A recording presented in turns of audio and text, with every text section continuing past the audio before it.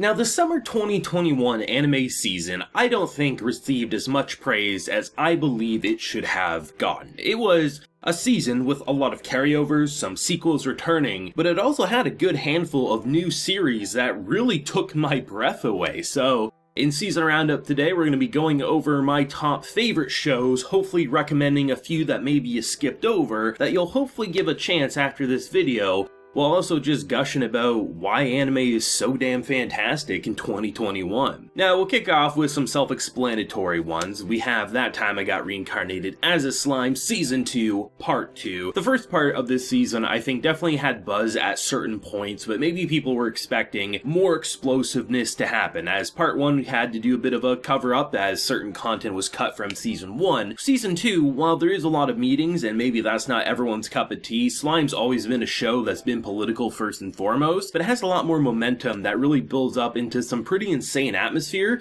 that when I want to see things happen crazy, I know they're going to deliver. If Season 1 was anything to go off of, that it was kind of like the build-up season, kind of getting the ball moving, Season 2 is pretty much like, the future of this show is completely fantastic, and I stick by saying it's one of my personal favorite isekai worlds, that maybe a lot of it seems familiar at a first glance, but goddamn, those explosive moments and the heartwarming characters and awesome-ass action really keeps my interest every single time. Now, Tokyo Revengers is also a carryover, but hot damn, 6 months of this show. I think the best way to sell it is that anyone who follows the channel long enough knows Attack on Titan's my personal favorite series. Love the manga, love the anime, but I don't really have that itch to truly jump in, foaming at the mouth, needing more content as soon as it ends. Removing that it has a cliffhanger at episode 24, this show has really sparked my interest, and I truly feel like whether we get a Season 2 announcement soon or not, this show and its source material is probably going to be binged so hard because I can't resist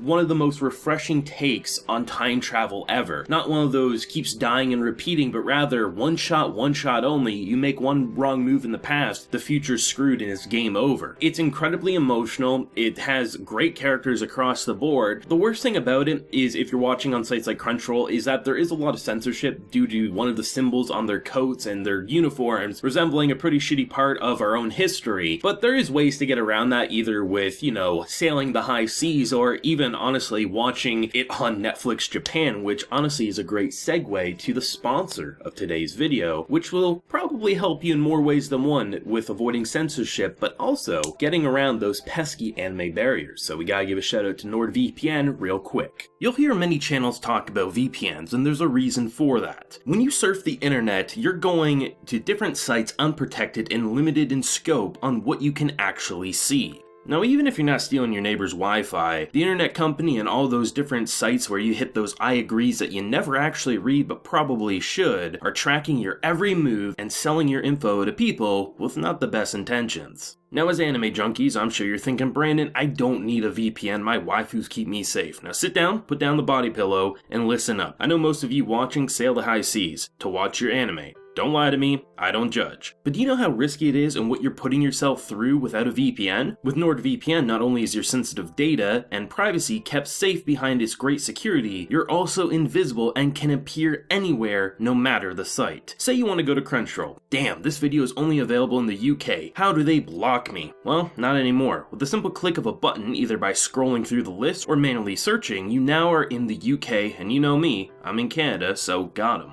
And you know how sometimes when you're watching videos, your internet can seem a little slow despite having these great internet speeds? Those people charging you money each and every month for their crummy service are throttling your internet, but NordVPN stops the BS. This even works on Netflix with certain countries, and the one that matters the most to me, that being Japan. Those bastards have weekly episodes of all these simulcasts, yet they gate-lock them for months until they have dubs ready. So when I want to see certain uncensored scenes in, say, Tokyo Revengers, I pop on over to the Netflix Japan to see what I missed with all that censorship over on Crunchyroll. Sometimes you'll need to clear your cache and cookies, as Netflix still likes to think you're in the same country as before, but trust me, it does work. Browse the internet freely and safely using my link NordVPN/AHBrandon, and with my coupon code AHBrandon at checkout to get a 2-year plan plus 4 additional months with a huge ass discount. You know me, I only promote the good stuff, and NordVPN makes surfing the web safe and hassle-free with just a click of a button. You had the second core of To Your Eternity, which was just absolutely fantastic. Now,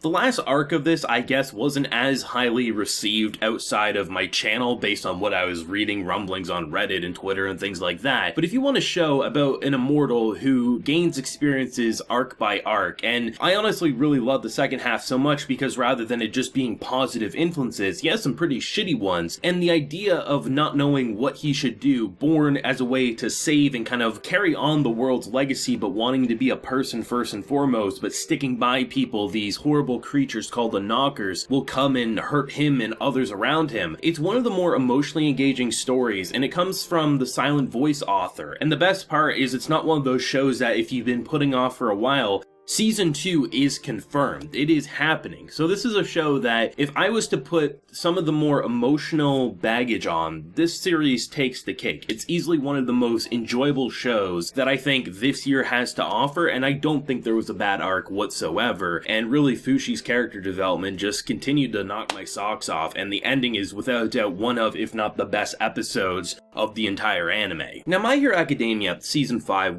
won't be for everyone, and I do agree that a majority of this season is pretty good content, but not up to par with the past couple. But then My Villain Academia comes around, hits you over the head, and says, hey, we're gonna focus on the villains, and not only make you root on their characterization and power-ups, but make you say the villains are the best part of the story right now, and then when you pull yourself back and realize that you're rooting on the villains, it makes you shit your pants for the heroes, and how they're going to deal with this in Season 6. And truthfully, it's been a long time since a superhero stories made me say the heroes are all going to get killed. I don't see how they get out of this. I think My Hero Academia has a consistent way of upping the ante. It has its typical formula, which a majority of Season 5 was, but it also has these ways of re-energizing the series with its new formulas, and I think the shakedown of the villains and the new world order that's being kind of formed and the transition of crumbling the hero society is some of the coolest material I've seen in a superhero stories in just quite some time. Now, Higurashi Sotsu is the second season to the continuation of Go. This is basically the answers arc, and if you know nothing about Higurashi, generally the way it works is you have a questions arc, which is a season, and you're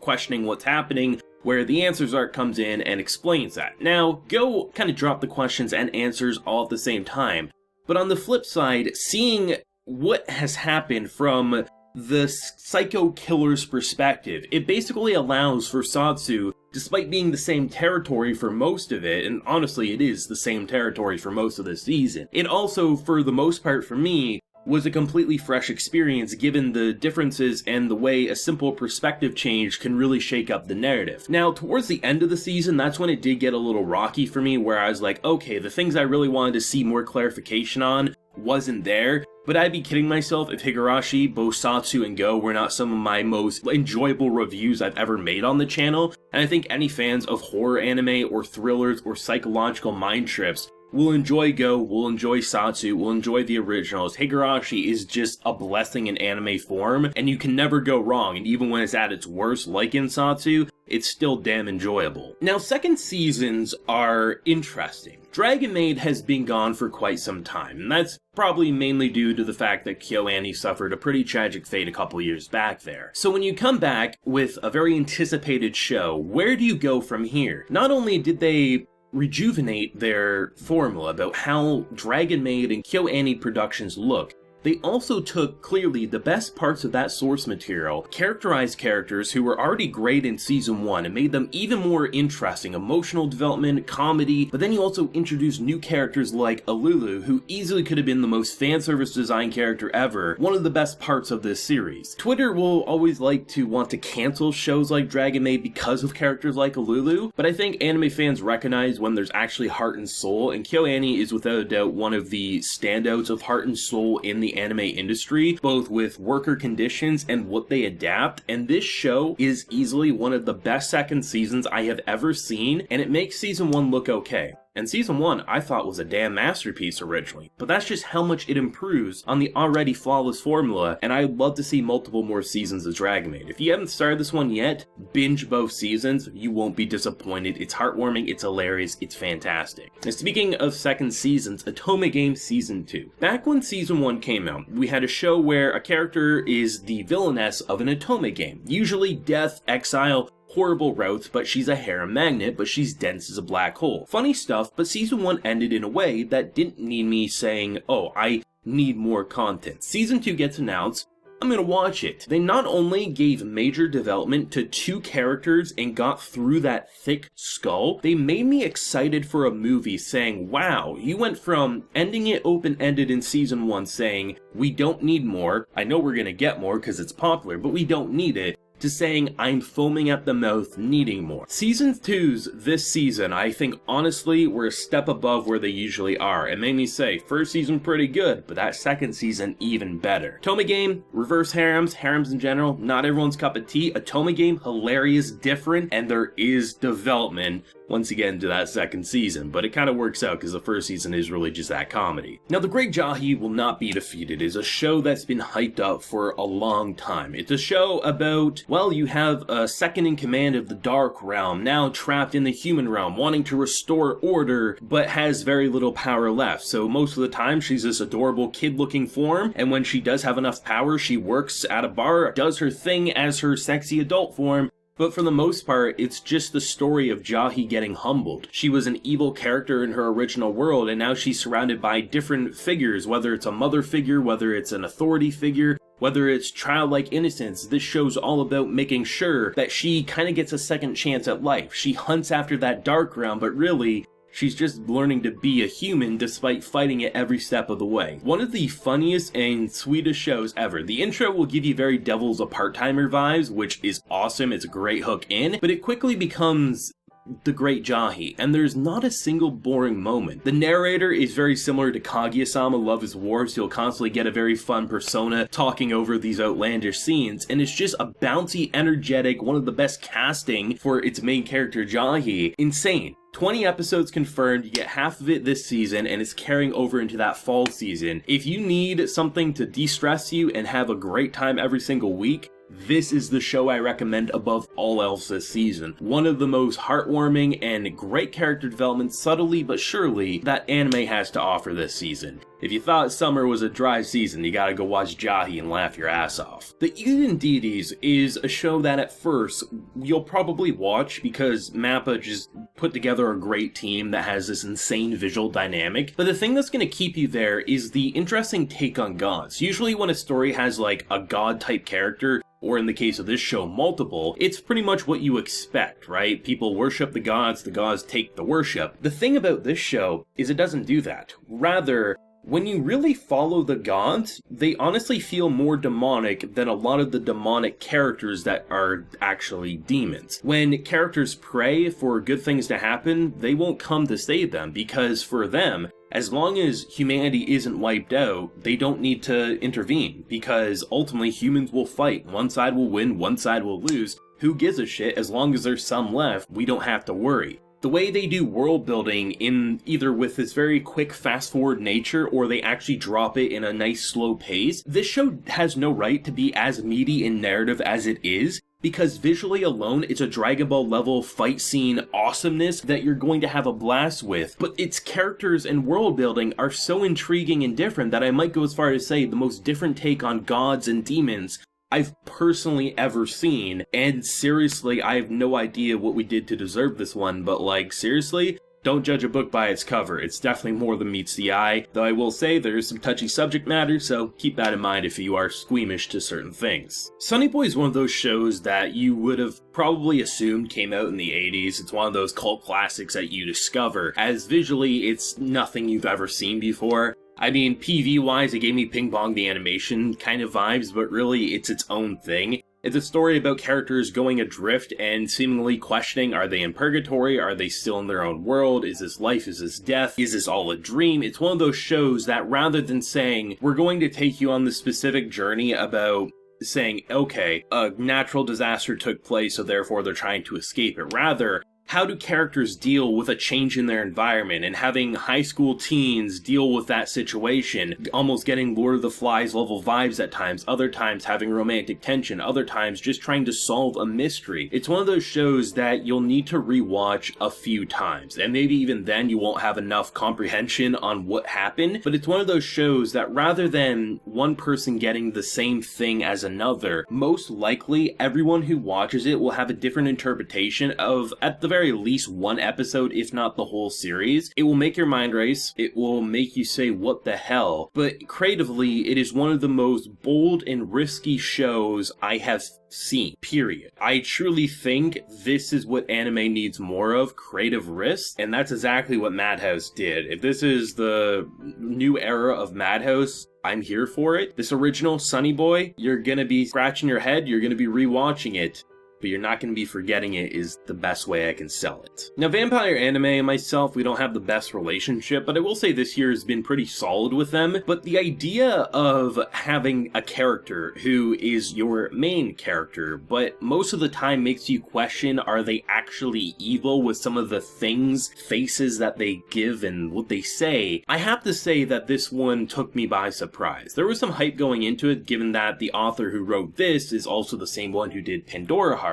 But I have to say, Studio Bones. If you like that Fullmetal Alchemist kind of comedy vibe with some great animation, some fight scenes that blow you away, but heart. It almost feels a mixture of Bungo Stray Dogs with sometimes how the two central characters interact with this vampire dynamic, wanting to save them but questioning, is saving actually what he's gonna do, as they build up this momentum with cliffhanger after cliffhanger after cliffhanger, as you also have just an amazing world. It's actually one of those things where I've seen multiple people say that this is one of those shows that not because the characters are bad, they like the characters, but the world is actually the most interesting part about this series. In some ways, I'm inclined to agree, because it's a world that constantly has you asking questions about why things are happening in a certain way, and the production remains just so top-notch that it's hard not to be excited for its second core next year. Now, Dungeon of Black Company might be the most criminally underappreciated isekai this year, or at least one of them, especially because it is batshit insane. You have a man who is the ultimate otaku, trapped in his luxurious building, and gets transported and has to work for a shitty company that's working him to his death. And ultimately, he's a scumbag. Kinji is a scumbag who uses, abuses, and manipulates. But rather than keeping him hateable, he succeeds, he fails. He succeeds, he fails. And ultimately, the side casts around him are always the viewers. What the hell? The comedy just continues to write itself, and the best compliment I can give this show is that rather than going in the typical fantasy isekai novel direction of here's a story arc, we're gonna make it last a novel, or in the case of an anime, 4 episodes. In a single episode, you might have 3 or 4 different points that you're like, that could have been a novel's worth of content, and it's not because the pacing's too fast. The author that made this show doesn't waste your time and doesn't bullshit you. It's constantly fresh, it's constantly exciting. If you like stuff like Combatants Will Be Dispatched, you're gonna love this show. It is amazing, and I am dying for more content. The voice actor, perfect. The production, perfect. The story, absolutely flawless. And on the flip side of isekai, you had Tsukimichi. While, yes, it was funny, and yes, it was exciting, it also was a fresh take on the hero transported to another world, but rather than being blessed by a goddess, got screwed by a goddess more so than Kazuma from Konosuba, to the point of being ostracized because he's hideous, as this world is filled with beauty, so an average-looking human is considered a monster in this world. He can't speak, he can't look at people in the face without a mask, as you build up what's typically seen as a basic concept, but because of how exciting the personalities are, how funny it is, how self-aware the main character is, when it gets dark, you're thinking, hot damn, give me season 2. But for the most part, it's similar to Slime in a way where you're building up a world and a nation with a rootable character who starts off more overpowered than you're used to, but you're immediately okay with him being overpowered because of the situation he was dealt, how shitty of a hand he was dealt, and how much you want to see this world continue to flourish. If you want comedy, and just pure comedy, Dungeon of Black Company is for you. If you want something about world building, comedy, and darkness as well, Tsukimichi is that isekai for you. This season had a lot. I mean, seriously, summer was far from being dry. There's tons of great stuff that I'm still eager to check out myself. Stuff I actually enjoyed watching that I didn't cover. Summer was heat, and I think fall looks to be the best season of the year for me, but I'd love to know everyone's thoughts, favorite shows, and what do you hope to see going forward with anime in 2021? Leave a like if you enjoy, and subscribe if you're new around here. So until next time, everyone, please take care and have a good one.